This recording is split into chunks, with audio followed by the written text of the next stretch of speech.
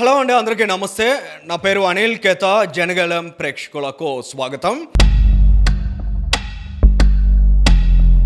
జగన్ రెడ్డి ఇవాళ విశాఖ నగరంలో పర్యటించారు.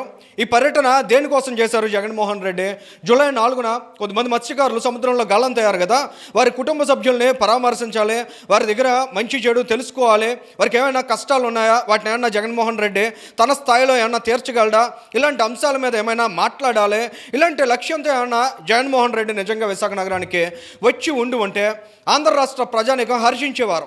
జగన్మోహన్ రెడ్డిలో ఏ మూలనో కాస్తైనా మంచితనం బతికుందేమో అనేటువంటి ఆలోచన కొద్ది మందిలో అయినా కలిగి ఉండేదే.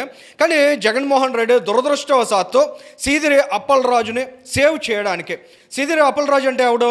ఒక మాజీ మంత్రి కదా, కాస్తైనా బాధ్యత ఉండాలి కదా. ఆయన సుపుత్రుడు 18 ఏళ్ల వయసులో ఒక పెద్ద బైక్ వేసుకుని రోడ్డు మీద ఒక నిరుపేద అయినటువంటి గొర్రెల కాపరిని గుద్దేసి ఇంటికి వస్తే కనీసం ఆ పిల్లాడికి చెప్పాలి కదా, రే బాబు బతికున్నాడా లేదా చూసావా, ఇమీడియట్గా మనం ఆ వ్యక్తిని తీసుకువెళ్ళి హాస్పిటల్లో అడ్మిట్ చేద్దాం, ఇలాంటి ఆలోచనలు ఏమైనా చేయాలి కదా. కానీ సీదిరి అప్పలరాజు ఏం చేశాడు? ఇమీడియట్గా తన కొడుక్కి ఫస్ట్ ఎయిడ్ చేయించుకుని అక్కడి నుంచి ఊరు దాటించేసి తన పార్టీకి సంబంధించినటువంటి వేరే వ్యక్తిని ఈ యాక్సిడెంట్ కేసులో ఇన్వాల్వ్ చేసినటువంటి దుర్మార్గుడు ఆ సీదిరి అప్పలరాజు. ఈ ఇన్సిడెంట్కి సంబంధించి గడిచిన 2 రోజులుగా చర్చ జరుగుతోంది కాబట్టి దీని నుంచి ఆంధ్ర రాష్ట్ర ప్రజానీకం యొక్క ఆలోచనల్ని డీవియేట్ చేయడానికి జగన్మోహన్ రెడ్డి ఒక కొత్త నాటకం ఆడడానికి, మత్స్యకారుల్ని అడ్డు పెట్టుకుని సీదిరి అప్పలరాజును కాపాడుకోవడానికి ఆయన ఈ స్థాయికి దిగజారిపోయే వాళ్ళ శవ రాజకీయం చేస్తున్నాడు.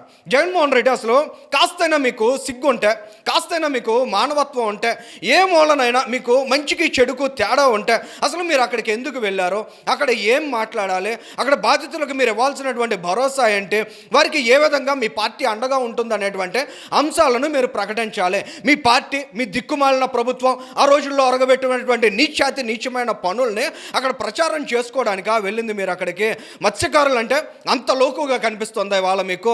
అక్కడ బాధిత కుటుంబ సభ్యుల పాపం వారికి నిలబడడానికి ఓపిక లేదు, ఏడ్చి వాళ్ళ గుండెలు అలసిపోయినటువంటి దుస్థితిలో వాళ్ళు ఉన్నారో వాళ్ళని పక్కన నిలబెట్టుకుని గంట పాటు నీ సోదంతా చెప్పావు, కానీ వారికి ఏదైనా ₹1 సాయం చేస్తాననే భరోసా ఇచ్చావా? చివరికి అక్కడ ఉన్నటువంటి మత్స్యకారులు ఎవరో అడిగితే జగనన్న వారికి ఏమైనా సాయం చేస్తావంటే నువ్వు మాట్లాడితే జగన్మోహన్ రెడ్డి అసలు మైండ్ సెట్ అర్థం చేసుకోవడానికి ఆయన ప్రెస్ మీట్లోంచి ఒక 5 పాయింట్స్ మీకు వినిపిస్తామండి. ఆ 5 పాయింట్స్ నిజంగా ఒకసారి చూసినట్లయితే ఏంటి ఎంత చీప్ మైండ్ సెట్తో ఉన్నటువంటి నాయకుడినా మన 5 ఏళ్ల పాటు ముఖ్యమంత్రిగా మన నెత్తి మీద పెట్టుకున్నామని ప్రతి ఒక్క ఆంధ్రుడు కూడా సిగ్గుపడతాడు. నిజంగా అక్కడ వారికి ఏదైనా ఆర్థిక సాయాన్ని జగన్మోహన్ రెడ్డి ప్రకటించాడా అంటే ఒకసారి మీరు చూడండి, ఆయన రెస్పాన్స్ వినండి.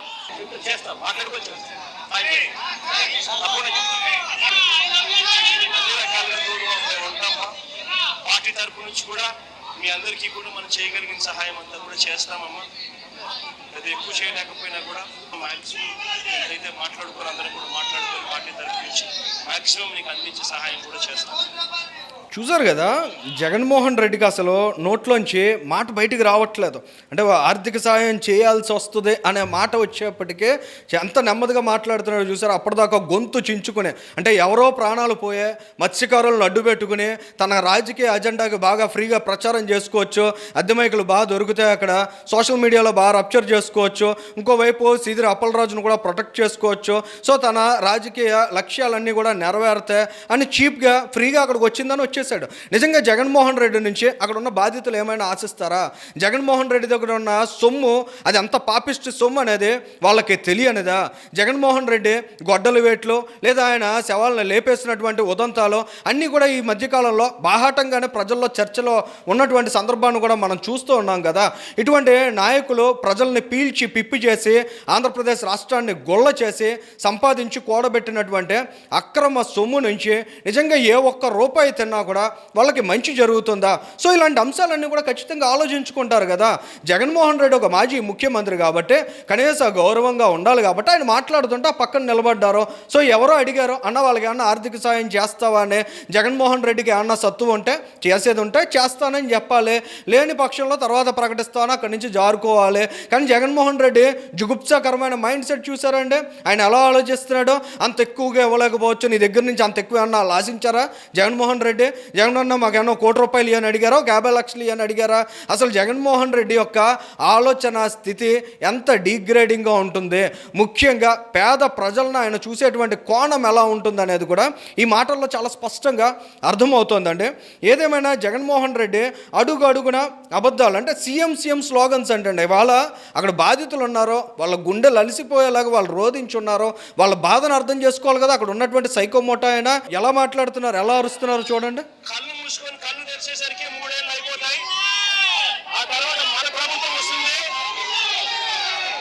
మన ప్రభుత్వం వచ్చిన ఒక నెలలోపే ఈ ప్రభుత్వం ఇవ్వకపోయినా జగనన్న ప్రభుత్వం ఈ కుటుంబాలకు గౌరవం.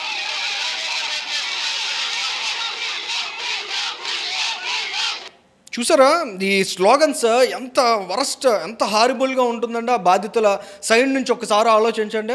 వాళ్ళ ఇంట్లో మనుషులను కోల్పోయి వాళ్ళు అంత బాధతో ఉంటే వాళ్ళ దగ్గరికి వెళ్ళి 3 ఏళ్ళు కళ్ళు మూసుకోండి, నేను అధికారంలోకి వచ్చేస్తా, నేను ఏదో ఓడబీగుతా, నేను ఏదో పొడుగుతా, అప్పుడు నెల రోజుల్లో మీకు ఏదో న్యాయం చేసేస్తా, ఇప్పుడేమీ పీకలేనోడు, ఇప్పుడేమీ చేయలేనోడు, అప్పుడేం చేయగలుగుతాడు అనే సందేహం ఖచ్చితంగా ప్రజల్లో ఉంటుంది. కానీ ఆ బాధితులు మాత్రం నీ నుంచి అయితే ఏమీ ఆశించరు. ఎందుకంటే జగన్మోహన్ రెడ్డి యొక్క మైండ్ సెట్, ఆయన ఆలోచనలు చాలా స్పష్టంగా ప్రతి ఒక్కరికి తెలుసు కాబట్టి. కానీ జగన్మోహన్ రెడ్డి మాత్రం ఖచ్చితంగా ఇటువంటి ఆలోచనలు తగ్గించుకోవాలి. ఎందుకంటే మనం ఏ పని మీద వెళ్ళినా ఆ పని చూసుకుని వస్తే సంతోషం. జగన్మోహన్ రెడ్డి గారు, మీరు అక్కడికి వెళ్ళి 3 ఏళ్ళు కళ్ళు మూసుకుంటే వస్తాయా పోతాయా, అలా 5 ఏళ్ళు కళ్ళు మూసుకుంటేనే మీకు 11 సీట్లు మిగిలే అన్న విషయాన్ని కూడా మీరు ఎట్టి పరిస్థితిలో మర్చిపోకూడదు. ఇక ఆంధ్రప్రదేశ్ రాష్ట్ర ప్రభుత్వం ఏమి స్పందించలేదని జగన్మోహన్ రెడ్డి మాట్లాడారో, అసలు జగన్మోహన్ రెడ్డి ఆ రోజుల్లో ఏం స్పందించాడు అనేది కూడా ఒకసారి ఈయన బయట విన్న తర్వాత మాట్లాడుకుందామండి. ఈ ప్రభుత్వం కనీసం వీళ్ళని చూడడానికి ఇంటికి కూడా రాలా. కనీసం ఆమె కూడా మానవత్వం కూడా లేని ఈ ప్రభుత్వం. నేను ఇలాగ ఈ కుటుంబ సభ్యులకి అందరికీ కూడా ఒకటే చెప్తా ఉన్నాను. ఈ చెల్లికి చెప్తా ఉన్నాను, ఈ తల్లికి చెప్తా ఉన్నాను, చిన్నకు చెప్తా ఉన్నాను. ఈ ప్రభుత్వము స్పందించకపోయినా కూడా ఎవరు భయపడకండి,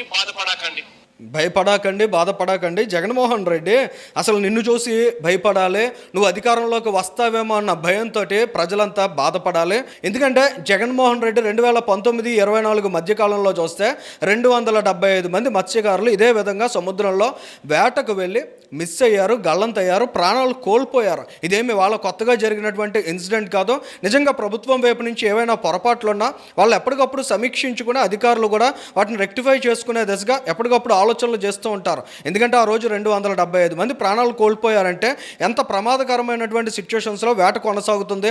అందులో భాగంగానే వాళ్ళ కేంద్ర ప్రభుత్వం కూడా చొరవ తీసుకుని ట్రాన్స్పాండర్స్ని ఏర్పాటు చేస్తున్నారు. బోట్స్ అన్నింటిలో కూడా ఎక్కడికక్కడ ఈ కమ్యూనికేషన్స్ వ్యవస్థను కూడా మెరుగుపరిచే ప్రయత్నాలు చేస్తున్నారు. అందులో కూడా అనేక ల్యాప్సెస్ అనేవి గుర్తిస్తున్నారు. కానీ 275 మందికి జగన్మోహన్ రెడ్డి ఏమన్నా నష్టపరిహారం ఆ రోజుల్లో ప్రకటించింది ఇచ్చాడా అంటే లేదు. ఇవాళ కూటమి ప్రభుత్వం 2024లో అధికారంలోకి వచ్చిన తర్వాత అవన్నీ క్లియర్ చేసినటువంటి పరిస్థితి. అంతేకాదు సముద్రంలో వేటకు వెళ్ళేటువంటి బోట్స్ ఏవైతే ఉంటాయో వాటికి డీజిల్ మీద ఇచ్చేటువంటి సబ్సిడీస్ను కూడా 2024లో కూటమి ప్రభుత్వం అధికారంలోకి వచ్చిన తర్వాత మాత్రమే క్లియర్ చేసినటువంటి పరిస్థితి.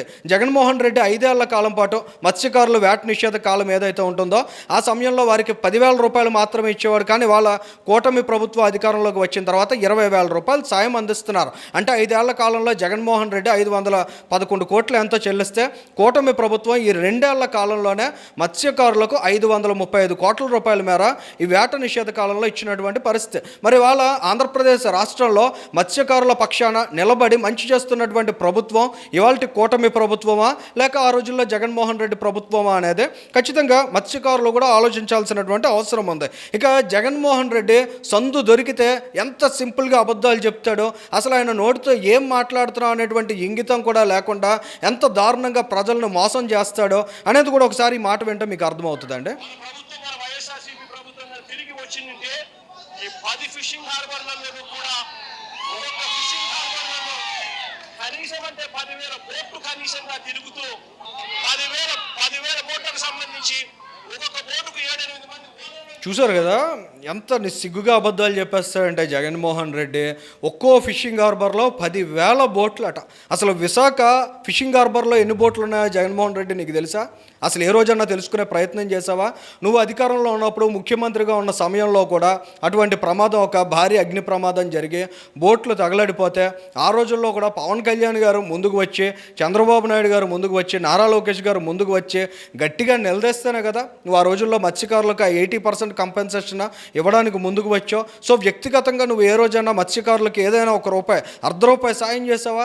ఆ రోజు పవన్ కళ్యాణ్ గారు తగలడిపోయినటువంటి బోట్స్ ఏవైతే 49 బోట్లు ఉన్నాయో ఆ బోట్స్ అన్నిటికీ కూడా ఒక్కో బోట్కి ₹50,000 చొప్పున ఆర్థిక సహకారం అందించారు. చంద్రబాబు నాయుడు గారు తెలుగుదేశం పార్టీ నుంచి ఒక్కో బోట్కి ₹1,00,000 చొప్పున ఆర్థిక సహకారాన్ని ఆ రోజుల్లో అందించారు. కానీ జగన్మోహన్ రెడ్డి ఆ రోజు ప్రభుత్వ సొమ్ము ఇవ్వడానికి కూడా ఏడుస్తూ కక్కలేక మెంగలేక ఎట్టకేలకు ఆ రోజుల్లో ఉన్నటువంటి ఆ నాయకుల ఒత్తిడి కారణంగా చివరికి యాక్సెప్ట్ చేశాడు. అటువంటి జగన్మోహన్ రెడ్డి మత్స్యకారుల గురించి ఇలాంటి సొల్లు కబుర్లు చెబుతూ ఉంటే నిజంగా వినడానికి ఆంధ్రప్రదేశ్ రాష్ట్ర ప్రజానీకం పెద్దగా పట్టించుకోకపోయినా అన్నీ తెలిసినటువంటి ఆ మత్స్యకారులు మాత్రం మరింత అసహ్యించుకునేటువంటి పరిస్థితి ఉంటుంది. అసలు ఈ ప్రెస్ మీట్ అంతా ఎందుకు పెట్టాడు, అసలు విశాఖ నగరానికి ఎందుకు వచ్చాడు, ఇవాళ మత్స్యకారుల పక్షాన తానేదో నిలబడ్డాను అన్నట్లు ఎందుకు బిల్డప్ ఇచ్చాడు, ఇలాంటి అంశాలు ఒకసారి గమనిస్తే మనం ఇందాక మొదట మాట్లాడుకున్నట్లు సీదిరి అప్పలరాజు ఆయన గురించే కదా వచ్చాడు. మరి చివరికి ఆయన గురించి మాట్లాడకుండా వెళ్తాడా? జగన్మోహన్ రెడ్డి మాట్లాడిన మాటలు ఒకసారి వినండి. మంత్రి సీదిరి అప్పలరాజు మత్స్యకార మంత్రి మన ప్రభుత్వంలో. ఈరోజు మత్స్యకారులను చంద్రబాబు నాయుడు ప్రభుత్వం ఎంత దారుణంగా హింసిస్తా ఉంది అంటే చిన్న ఎగ్జాంపుల్ ఆ సీదిరి అప్పలరాజు కథ వింటే. సీదిరి అప్పలరాజు కొడుకు 18 ఏళ్ల పిల్లోడు. సీదిరి అప్పలరాజు డాక్టర్, పలాస ఎమ్మెల్యే, మంత్రి, ఫిషింగ్ మంత్రి మన ప్రభుత్వంలో. సీదిరి అప్పలరాజు కొడుకు 18 ఏళ్ల పిల్లోడు. బైకు తోలుతా ఉండి కర్మవశాత్తు బైకు తోలుతా ఉండి ఎవరిలో గుద్ది బైకు తోలుతా ఉండి ఒక మనిషి చనిపోయాడు. యాక్సిడెంట్లు అవుతా ఉంటాయి. చూశారు కదా, 18 ఏళ్ల పిల్లాడు కాబట్టి బైక్ తోలి గుద్దేసి నిర్లక్ష్యంగా సకాలంలో ఆ మనిషిగా అక్కడ ఎవరైతే విక్టిమ్ ఉన్నాడో ఆ వ్యక్తిని హాస్పిటల్కి తీసుకువెళ్తే బతికేటువంటి అవకాశం ఉన్నా ఏమాత్రం పట్టించుకోకుండా నిర్లక్ష్యంగా ఆ విక్టిమ్ని అక్కడ వదిలేసి వెళ్ళిపోయినటువంటి సీదిరి అప్పలరాజు కొడుకు. ఆ కొడుకుని సేవ్ చేయడానికి సీదిరి అప్పలరాజు క్రియేట్ చేసినటువంటి డ్రామాలో కూడా ఏమాత్రం జగన్మోహన్ రెడ్డికి తప్పు కనిపించలేదంటే మరి ఆ రోజు బాబాయ్ మీద గొడ్డల వేటు పడిన తర్వాత అనేక డ్రామాలు ఆడిన జగన్మోహన్ రెడ్డికి ఇవాళ సీదిరి అప్పలరాజు క్రియేట్ చేసిన ఈ చిన్న డ్రామా అనేది ఏమాత్రం పెద్ద విషయంగా కనిపించదు. ఏది ఏమైనా జగన్మోహన్ రెడ్డి లాంటి వాళ్ళు అధికారంలోకి రావడానికి ఎంత జుగుప్సాకరమైన ఆలోచనలు చేస్తున్నారో, ఎంతకు దిగజారి వ్యవహరిస్తున్నారనేది మాత్రం ప్రతిరోజు మనం అనేక రూపాల్లో చూస్తూనే ఉన్నాం. ఇవాళ మత్స్యకారులకు సంబంధించి కూడా ఈ విధమైన రాజకీయ ప్రయోజనాలు పొందడానికి శవాలు కనిపిస్తే వాలిపోయినటువంటి నీచ స్థితికి జగన్మోహన్ రెడ్డి పతనమై ఆంధ్ర రాష్ట్ర రాజకీయాలను కూడా పతనం చేయాలనేటువంటి దుర్మార్గమైన ఆలోచనతో ముందుకు వెళ్తున్నాడు. సో ఖచ్చితంగా ఆంధ్ర రాష్ట్ర ప్రజానీకం వాస్తవాలను అర్థం చేసుకోవాలి. ఈ వీడియోకి సంబంధించి మీ అభిప్రాయాన్ని కూడా కామెంట్ చేయండి. Thank you.